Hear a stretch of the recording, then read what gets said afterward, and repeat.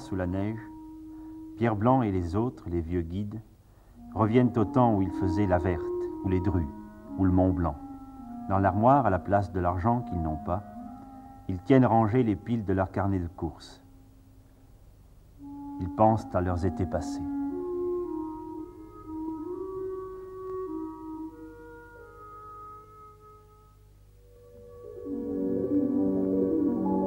Le printemps vient, les souvenirs s'éteignent. Qui donc est mort l'été passé? Tout recommence et la montagne est fraîche.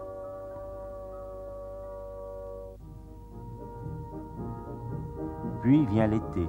Les moniteurs de ski ont quitté leur panoplie de moniteurs. Chaussés de brodequins, sacs au dos, ils redeviennent ce qu'ils sont entre eux, des montagnards. Au téléphérique du Mont-en-Vert, on s'embarque pour la première course de la saison.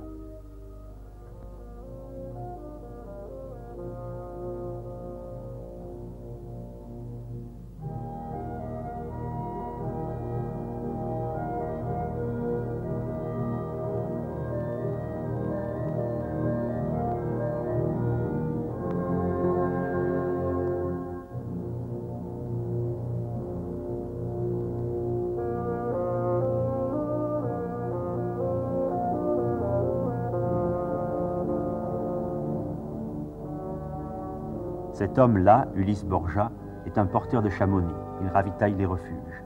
L'hiver dernier, il est tombé avec sa charge au fond d'une crevasse, d'une hauteur de 10 étages. C'est une histoire dont on parle dans toute la vallée.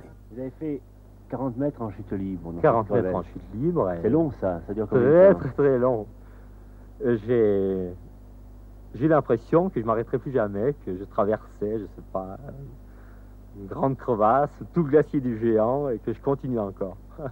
Vous pensiez à quoi? Eh bien, je me suis dit que c'était fini, qu'il fallait attendre, mais jamais, j'attendais, je m'écrasais jamais. Il raconte ça comme une bonne histoire. C'est vrai qu'en montagne, on ne peut se fier à rien, pas même à la mort, et que tout est possible, toujours. Au fond de la crevasse, la neige l'attendait, molle, en pente douce. Il y est resté enfoui 3 heures, la langue fendue, la peau du crâne ouverte, mais vivant. Et même la civière qui l'attendait là-haut, il ne s'en est pas servi.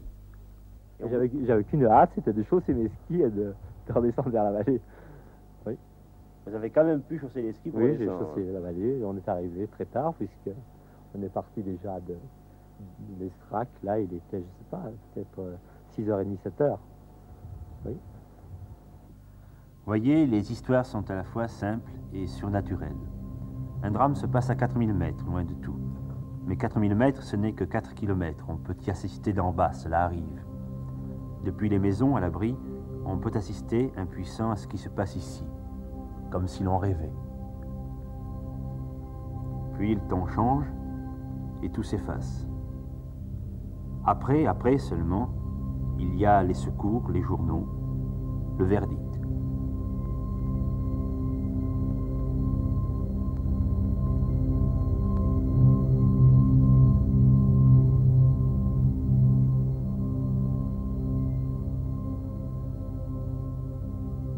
La mer de glace avance. Ce n'est pas une mer, c'est un fleuve. On y a retrouvé le corps d'un officier allemand mort debout, les jumelles à la main à la hauteur des yeux. Il y a 30 ans, un fermier des Bossons a vu surgir du glacier le corps en parfait état d'un jeune homme qui était son grand-père et que la montagne ramenait lentement vers chez lui. Ces folies de la montagne n'étonnent plus le père Balma et le père Simon. Dans une vie de guide, comme la leur, la légende c'est le pain quotidien. Comme M. Jourdain de la prose, ils ont fait de l'épopée sans le savoir. Tu te rappelles une fois, une ascension qui est revenue du Mont Blanc et puis qui ont dévissé à la Grande Bosse? Où ça? Qui ont dévissé où? À la Grande Bosse, au sommet de la Grande Bosse. À la Petite Bosse, je crois. Ou à la Petite Bosse. Ah oui, oui. Il y avait de grandes... Alors, ils ont descendu jusqu'au Grand Plateau. Ouais. Ils ont formé une petite avalanche. Ils sont arrivés au Grand Plateau, sains sauf. Eh ben voilà, ils ont marché vite. Il n'y a rien de perdu. Eh ben Pas de voilà. mal, Pas de ça fait mal, qu'ils ont pas gagné de du mal. temps. Eh ben ça allait tout seul. Voilà. Ils ont rapporté un bon souvenir. Ça allait et c'était beaucoup fini, plus quoi. vite que de marcher à pied. C'était fini, comme Voilà. ça. Ouais. Tu te rappelles, en 1911, j'étais au refuge Vallot depuis 3-4 jours avec M. Vallot. Oui. Et le troisième jour au matin, Oui. on entend frapper au volet. Oh. C'était Raymond Antonin Tournier qui était descendu tout seul du sommet du Mont Blanc pour nous appeler au secours. Alors, on a vite ouvert la porte, et puis, qu'est-ce qui t'amène à cette heure-ci? Eh bien, je vais vous chercher Pierre, mon collègue, qui est foudroyé depuis hier soir au sommet du Mont Blanc, et il est aveugle. Alors, il ne peut pas descendre par ses propres moyens, il faut aller le chercher absolument. Ça, c'est mauvais. Alors, on s'est équipé en vitesse, et on est reparti à 8 heures pour arriver au sommet du Mont Blanc à midi. Le temps était tellement mauvais qu'on a mis 4 heures là où on met ordinairement par beau temps 1h30. Alors le temps d'envelopper dans les couvertures, puis on a cassé une petite côte, bien entendu. On est descendu, on est arrivé à Val-d'Or de nouveau à 4 heures l'après-midi. Alors là, on a eu point de moyens pour le secourir, on a point de médicaments mieux que ça. Ouais. Puis il était tellement brûlé qu'on ne s'en rendait pas compte qu'il a été aussi brûlé que ça. Ah bon? Et à un moment donné, dans la forêt, il y avait un tournant, il y avait une pierre où on a glissé, parce qu'on le portait à ce moment-là.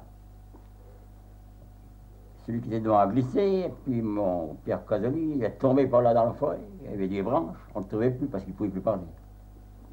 Parce que quand on a passé les échelles en dessous des grands mulets, il était serré par les cordages, et puis ses brûlures. C'était insupportable pour lui. Il nous disait, fous-moi dans la crevasse, j'en ai assez. Oh. C'est pour dire qu'il a souffert. Alors on est arrivé aux rives, là-bas, au-dessus des boissons, où il y avait un char pour le mener à la maison. On est arrivé à minuit là-bas, aux rives, aux boissons. On est chez lui, quoi, il a dormi 20 minutes pour aller chez lui. À 2 heures du matin, il était mort. Oh non de bleu. Il n'a pas pu reparler grand-chose. Qui c'était ça? J'ai pas bien compris.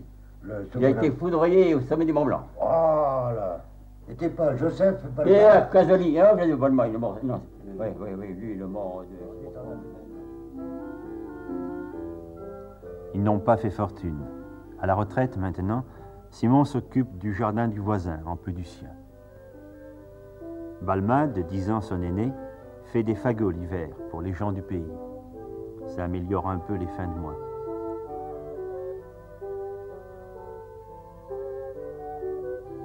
Le travail terminé, ils se rejoignent. Célibataires tous les deux, ils sont devenus inséparables. En principe, c'est Balma qui rejoint Simon. Simon le guette au premier étage, derrière les volets.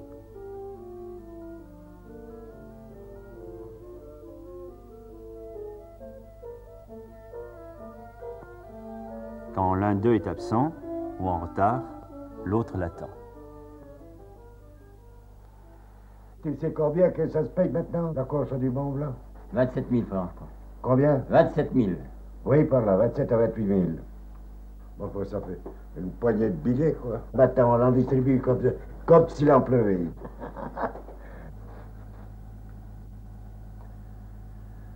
Vous aviez quel âge quand vous avez fait le Mont Blanc pour la première fois, monsieur Simon? 18 ans. Faisait beau? 18 ans, faisait beau. Oui. Plus beau qu'aujourd'hui, hein? Oh, à peu près comme ça, oui. Enfin, ce matin, c'était pas très beau, mais quand on a fait le Mont Blanc, ce jour-là, c'était comme à présent, un beau clair. C'est pas ça le grand ennemi des alpinistes, le mauvais temps? Ah oui. Oui. Parce que dans nos montagnes, il vient assez vite, le mauvais temps. Le temps qu'il fait là-haut, c'est leur souci.